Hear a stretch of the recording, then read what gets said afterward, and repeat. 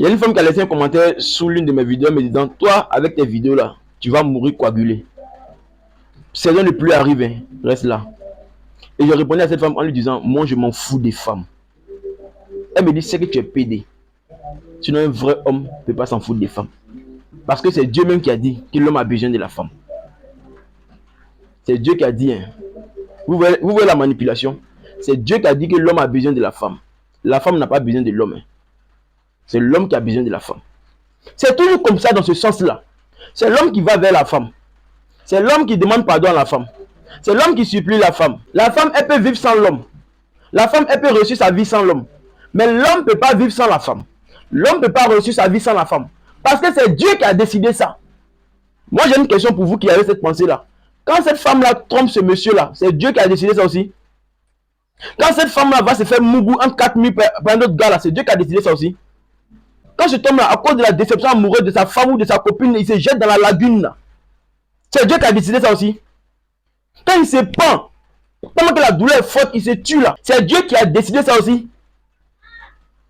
Vous êtes là, vous créez des paroles de manipulatrices pour embobiner certains hommes. Les gars, on peut vivre sans la femme.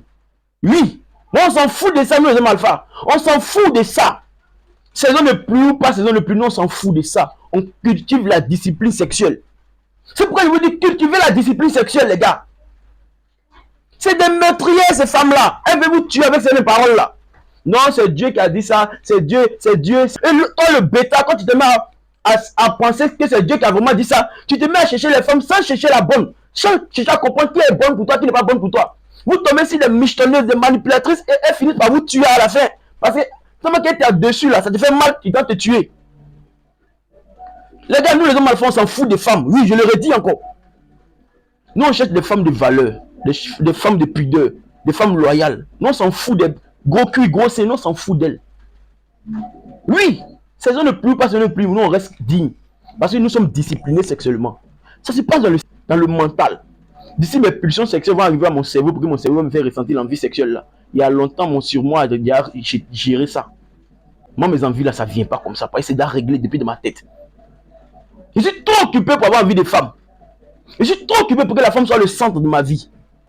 La femme se dit que sans elle dans nos vies là, nous on n'est rien. Donc elles sont nos points G. Elles sont nos points centrales. C'est elles qui donnent de la valeur à notre vie. Pourquoi cette mentalité là? Parce que les bêtas leur courent après. Les bêtas les supplient. Les bêtas les implorent.